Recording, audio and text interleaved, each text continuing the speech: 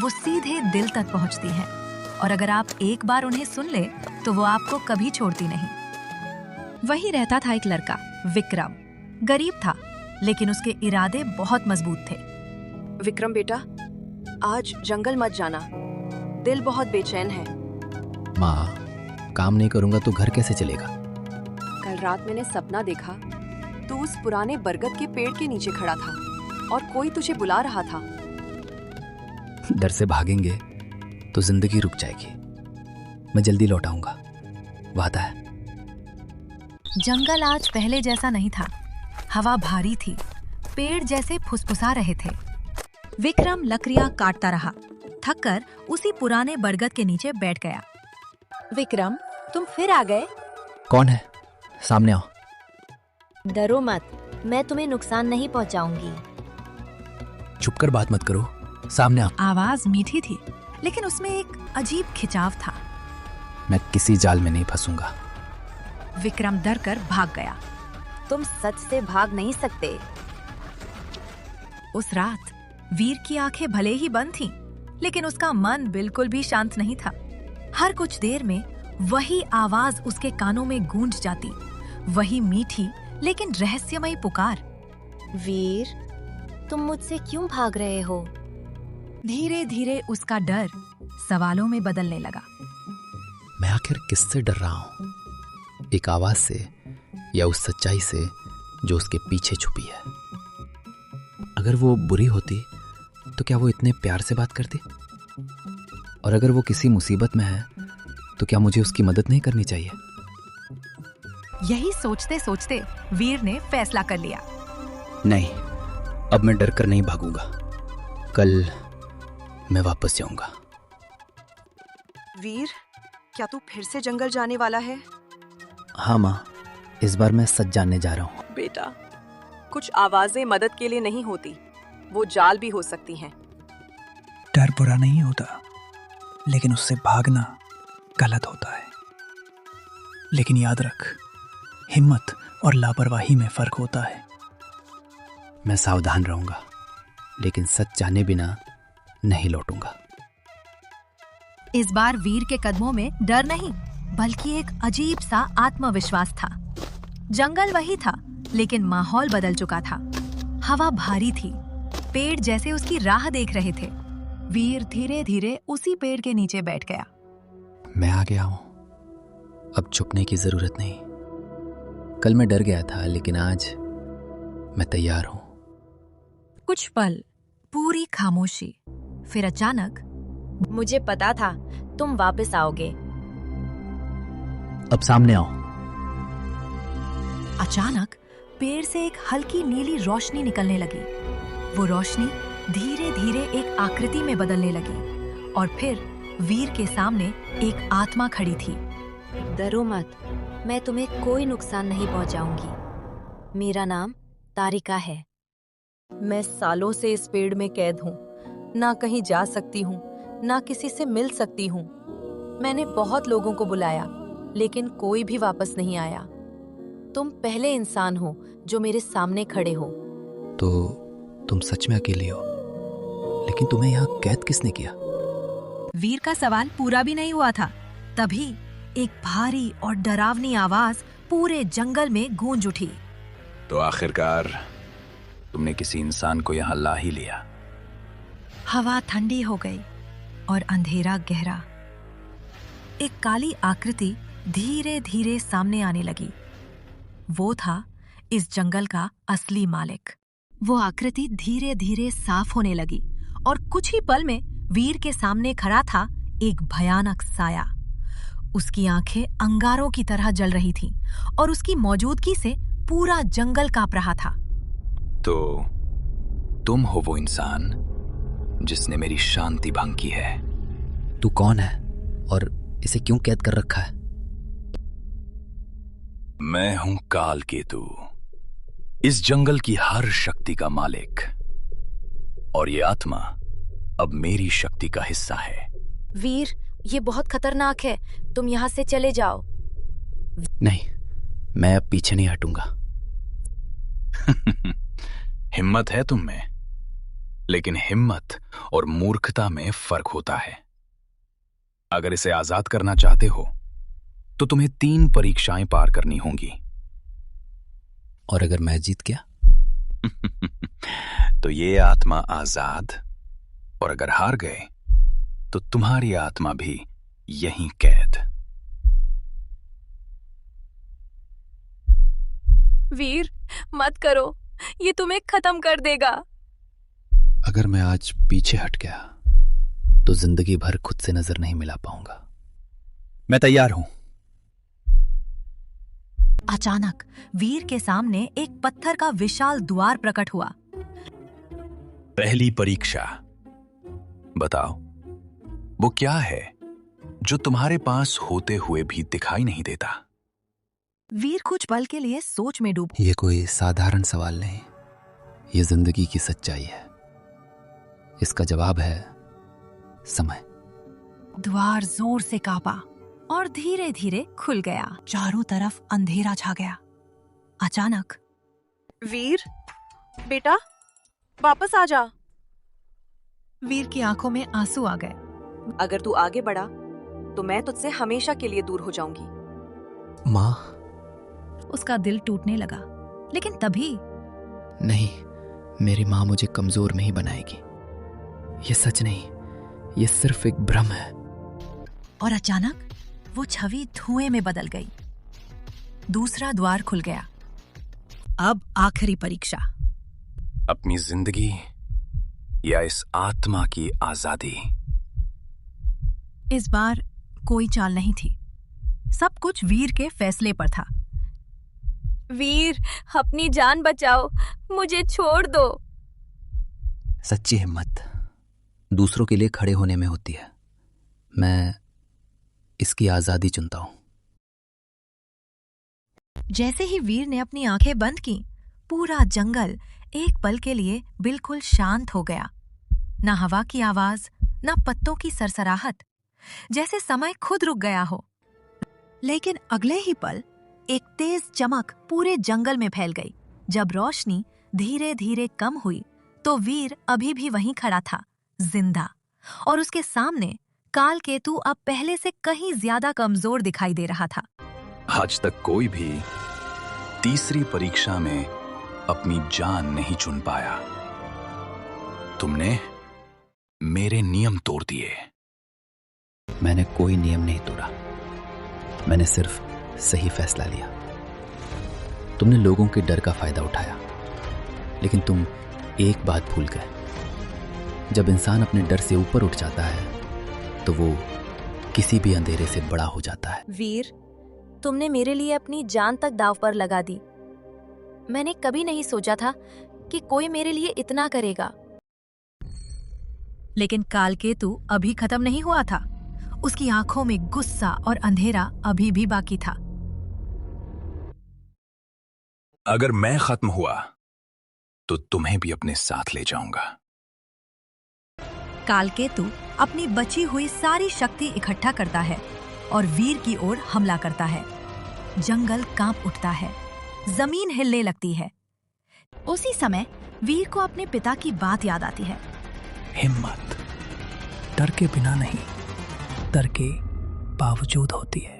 ओम प्रकाशाय नमः, अंधकार विनाशाय नमः, सत्य शक्ति प्रकटाय नमः, असत्य नाशाय स्वाहा। जैसे ही वीर मंत्र पूरा करता है, एक तेज रोशनी कालकेतु को घेर लेती है। उसकी काली शक्ति धीरे धीरे खत्म होने लगती है और अगले ही पल कालकेतु धुएं में बदलकर हमेशा के लिए गायब हो जाता है। जंगल फिर से शांत हो जाता है। हवा हल्की हो जाती है और पहली बार उस बरगद के पेड़ पर रोशनी पड़ती है। मैं आजाद हूँ। धन्यवाद वीर, तुमने मुझे नया जीवन दिया। धीरे धीरे तारिका की आत्मा रोशनी में बदल जाती है और आसमान में विलीन हो जाती है। वीर वापस अपने गांव लौटता है, लेकिन अब वो पहले जैसा नहीं था। वो समझ चुका था कि असली ताकत शरीर में नहीं, दिल में होती है। डर हर इंसान के अंदर होता है, लेकिन जो इंसान डर के बावजूद सही फैसला लेता है, वही असली बहादुर होता है। गांव के किनारे बसे एक छोटे से गांव रतनपुर में रहने वाला अर्जुन एक बहुत ही गरीब किसान था। उसके पास थोड़ी सी जमीन थी जिस पर वो अपने परिवार के साथ मेहनत करता था। सुनो सीता, इस बार फसल बहुत अच्छी हुई है। लगता है अब हमारे दिन बदलेंगे। हाँ अर्जुन, भगवान ने हमारी सुन ली है। अब बच्चे भूखे नहीं सोएंगे। पूरा परिवार खुश था, बच्चे भी उत्साहित थे। पिताजी, क्या इस बार हमें नए कपड़े मिलेंगे? हाँ बेटा, इस बार सब मिलेगा। लेकिन अचानक मौसम ने करवट ली। काले बादल छा गए और तेज बारिश शुरू हो गई। हे भगवान, जल्दी चलो खेत की ओर। क्या हुआ? फसल पानी में डूब रही है। जब वे खेत पहुंचे तो सब कुछ तबाह हो चुका था। सब खत्म। मेरी मेहनत, मेरा सपना, सब डूब गया। अर्जुन निराश होकर साहूकार के पास गया। सेठ जी, थोड़ा समय दे दीजिए, सब बर्बाद हो गया है। समय? कागज पर तो तुमने हस्ताक्षर किए थे। अब जमीन मेरी है। ये हमारी पुश्तैनी जमीन है। मुझे भावना से मतलब नहीं, कागज से है। अर्जुन के पास अब कुछ भी नहीं बचा। अब हम कहाँ जाएंगे? जंगल की ओर चलते हैं, शायद वहां कोई सहारा मिल जाए। जंगल में उन्हें एक साधु की कुटिया मिली। बेटा, तुम्हारे चेहरे पर सच्चाई दिखती है। यहाँ रह सकते हो। आपका बहुत धन्यवाद बाबा। अर्जुन रोज जंगल जाकर लकड़ियां काटता और उन्हें बेचकर परिवार का पेट भरता था। मेहनत ही हमारा रास्ता है, हम हार नहीं मानेंगे। एक दिन अर्जुन रास्ता भटक गया और एक रहस्यमयी गुफा में पहुंच गया। ये कौन सी जगह है? अंदर जाने पर उसने देखा कि एक सुनहरी दुनिया चमक रही थी। तुम कौन हो? मैं अर्जुन, रास्ता भटक गया हूँ। उसे राजा के सामने ले जाया गया। तुम्हारा संघर्ष तुम्हारी आंखों में साफ दिख रहा है। महाराज, मैं बस अपने परिवार के लिए मेहनत करता हूँ। यह लो कुछ सोने के सिक्के, यह तुम्हारी मेहनत का सम्मान है। मैं ये कैसे ले सकता हूँ? ईमानदारी ही सबसे बड़ा धन है। जब बारिश आई तो सबके लिए खुशियां लाई, लेकिन इस गरीब बच्चे के लिए ये बारिश उसकी जिंदगी की सबसे बड़ी मुसीबत बन गई। आखिर ऐसा क्या हुआ जो एक मासूम बच्चे को सड़क पर रोने पर मजबूर कर गया? ये कहानी आपको अंदर तक हिला देगी। एक छोटे से गांव में रहता था राजू। गरीब था लेकिन दिल से बहुत अमीर। वो अपनी माँ के साथ एक छोटी सी झोपड़ी में रहता था जहाँ प्यार था लेकिन पैसे नहीं। माँ, आज मैं बड़ा होकर आपको बड़ा घर दिलाऊंगा। बस तू खुश रह बेटा, वही मेरे लिए सबसे बड़ा धन है। कई महीनों से बारिश नहीं हुई थी, खेत सूख गए थे, गांव में भूख और डर फैल गया था। अगर इस बार भी बारिश नहीं हुई तो हम सब खत्म हो जाएंगे। भगवान, बस थोड़ी सी बारिश दे दो। और फिर एक दिन आसमान में काले बादल छा गए, तेज हवा चली और बारिश शुरू हो गई।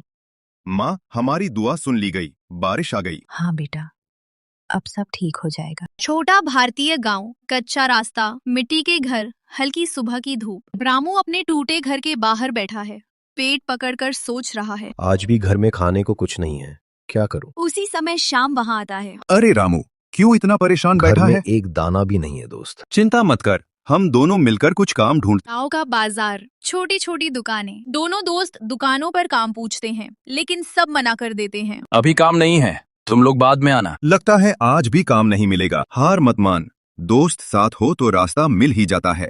खेत के पास रास्ता। एक बूढ़ा किसान भारी बोरी उठाने की कोशिश कर रहा है। अरे बेटा, ये बोरी घर तक पहुंचा दोगे? हाँ बाबा, हम पहुंचा देंगे। दोनों मिलकर बोरी उठाकर किसान के घर तक ले जाते हैं। किसान का घर। किसान खुश होकर दोनों को खाना और कुछ पैसे देता है। धन्यवाद बाबा। आज मेहनत रंग लाई दोस्त। दोनों दोस्त पेड़ के नीचे बैठकर खाना खाते हैं और हंसते हैं। अगर तू साथ ना होता तो मैं हार मान जाता। दोस्त का काम ही यही होता है। आज समझ आया, गरीबी बड़ी नहीं होती, दोस्ती बड़ी होती है। सच्चा दोस्त मुश्किल समय में साथ नहीं छोड़ता। रामपुर नाम के एक छोटे से गांव में राजू नाम का एक 18 साल का लड़का रहता था। वह बचपन से ही अनाथ था। माँ जन्म के समय ही चल बसी और पिता एक दिन जंगल गए और फिर कभी लौटकर नहीं आए। गांव के सरपंच और उनकी पत्नी ने ही उसे पाला, लेकिन अब राजू बड़ा हो चुका था। मैं कब तक आप लोगों पर बोझ बनकर रहूंगा? अब मुझे कुछ काम करना होगा। बेटा, अगर मन है तो जंगल जाकर लकड़ी काटना। अब वह पहले जैसा खतरनाक नहीं रहा। अगले दिन राजू कुल्हाड़ी लेकर जंगल की ओर निकल पड़ा, लेकिन उसे क्या पता था कि वहां उसकी जिंदगी बदलने वाली है। जंगल के अंदर अचानक एक अजीब सी कोयल उसे घूरने लगी। राजू, मैं तुम्हें जानती हूं, तुम मोहन के बेटे हो। ये कैसे मुमकिन है? तुम बोल कैसे रही हो? मैं पहले इंसान थी, एक तांत्रिक के श्राप से कोयल बन गई, और मैं तुम्हारे पिता के बारे में सब जानती हूं। यह सुनकर राजू डर गया और भागकर गांव लौट आया, लेकिन पूरी रात उसके मन में एक ही सवाल था, क्या मेरे पिता सच में जिंदा है? अगले दिन वह फिर जंगल गया। मुझे सच जानना है, मेरे पिताजी कहाँ हैं? मैं बताऊंगी, लेकिन पहले तुम्हें मुझे इस श्राप से मुक्त करना होगा। कोयल उसे एक गुफा में ले गई, जहां एक बक्सा रखा था, भरा हुआ हीरे जवाहरात से। ये सब तुम्हारा हो सकता है, बस मेरी मदद करो। राजू लालच में नहीं, बल्कि अपने पिता के लिए मान गया। लेकिन गांव लौटने पर सरपंच ने कहा, ये खजाना हमारा नहीं है, इसे राजा को वापस करना होगा। राजू जानता था ये सच नहीं है, लेकिन वह चुप रहा क्योंकि उसे अपने पिता से मिलना था। अगले दिन जंगल में एक साधु मिला। उस कोयल पर भरोसा मत करो, वह एक डायन है। मुझे सिर्फ अपने पिता से मतलब है। पूर्णिमा की रात राजू गुफा में पहुंचा, जहां एक जादुई बोतल रखी थी। जल्दी करो, बोतल तोड़ दो। नहीं राजू, ये बहुत बड़ी गलती होगी। राजू उलझ गया, एक तरफ कोयल, दूसरी तरफ सच, और उसने बोतल तोड़ दी। अचानक कोयल एक भयानक डायन में बदल गई। तुमने मुझे आजाद कर दिया, अब कोई नहीं बचेगा। तब सच सामने आया। तुम्हारे पिता ने अपनी जान देकर इसे पहले रोका था।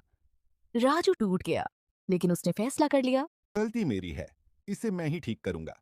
राजू कुएं की ओर लगा और बिना सोचे उसमें कूद गया। उसकी कुर्बानी से डायन फिर कैद हो गई। गांव बच गया, लेकिन राजू चला गया।